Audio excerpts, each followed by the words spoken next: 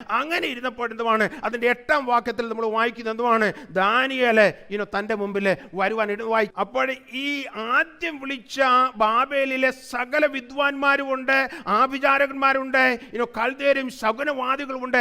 അവർക്കാർക്കും വ്യാഖ്യാനിച്ച് കൊടുക്കുവാൻ സാധിക്കാതെ ഇരുന്നതായ ഈ സ്വപ്നം എന്തുവാണ് ദാനിയേൽ ഇപ്പോഴേ വ്യാഖ്യാനിച്ച് കൊടുക്കുന്നത്, അല്ലെങ്കിൽ അതിൻ്റെ അർത്ഥം മനസ്സിലാക്കി കൊടുക്കുന്നത് നമുക്ക് കാണുവാൻ സാധിക്കുന്നുണ്ട്. അങ്ങനെ താൻ ഇരുന്നപ്പോഴാണ് നമ്മുടെ ദാനിയേൽ ഇങ്ങോട്ട് കയറി വന്നു. അദ്ദേഹത്തോട് എന്തുവാണ് ഈ സ്വപ്നത്തെക്കുറിച്ച് പറഞ്ഞു. അപ്പോൾ ആ സ്വപ്നം ഇങ്ങനെയാണ്. ആ കിടക്കയിൽ വെച്ച് താൻ കണ്ട ആ സ്വപ്നത്തിൻ്റെ അർത്ഥം പിന്നീട് ദാനിയേൽ മനസ്സിലാക്കി കൊടുക്കുന്നത് കാണുവാൻ സാധിക്കുന്നുണ്ട്.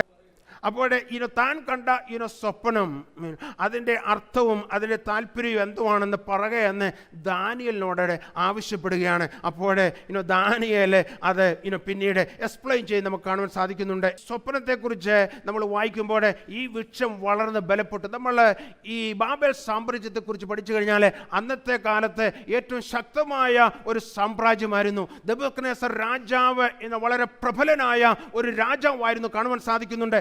ഒരു വലിയ വൃക്ഷം എത്രമാത്രം വളർന്ന് ഉയർന്നു നിൽക്കുമോ അതുപോലെ എന്തുവാണ് ഈ ബാബേൽ സാമ്രാജ്യം ലോകത്തെല്ലായിടത്തും അറിയപ്പെടുവാനായിട്ട് ഇടയായിത്തീർന്നു. നമുക്കറിയാം, ശലോമോൻ പണി കഴിപ്പിച്ചതായ ദേവാലയം കടന്നു വന്ന് ആക്രമിച്ച് അതിലുണ്ടായിരുന്നായ പാത്രങ്ങളെല്ലാം എന്തുവാണ് എടുത്തുകൊണ്ട് പോയ മനുഷ്യരാണ്. അതുപോലെ ദൈവമക്കളെ ബാബേലിലേക്ക് അടിമകളായി പിടിക്കപ്പെട്ടവരായിട്ട് കൊണ്ടുപോകാനായിട്ട് ഇടയായിത്തീർന്നു. അപ്പോൾ ബാബേൽ വാസ്തവത്തിൽ എന്തുവാണ് വളരെ ശക്തമായ ഒരു രാജ്യമായിരുന്നു എന്ന് കാണുവാൻ സാധിക്കുന്നുണ്ട്. ഒരു വലിയ വൃക്ഷം എന്തുവാണ് പന്തലിച്ച് വളർന്ന് നിൽക്കുന്നത് പോലെ നിൽക്കുന്നതായ ആ ബാബേൽ സാമ്രാജ്യത്തെ കുറിച്ചാണ് വാസ്തവത്തിലെ ഈ സ്വപ്നം. എന്നാൽ അവിടെ ഈ ബാബേൽ സാമ്രാജ്യം പലർക്കും ഒരു ആശ്വാസമായിരുന്നിരിക്കാം. അതുകൊണ്ടാണ് പറഞ്ഞത് അവിടെ ആഹാരമുണ്ടായിരുന്നു, കാട്ടുമൃഗങ്ങളെ അതിന് കീഴെ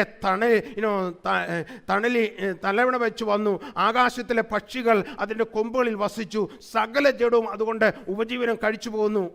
അപ്പോൾ ഒത്തിരി നല്ല കാര്യങ്ങൾ ഈ വൃക്ഷത്തെക്കുറിച്ച് അല്ലെങ്കിൽ ബാബേൽ സാമ്രാജ്യത്തെക്കുറിച്ച് അല്ലെങ്കിൽ നെബൂഖദ്നേസറിനെക്കുറിച്ച് പറയുവാനായിട്ട് സാധിക്കും.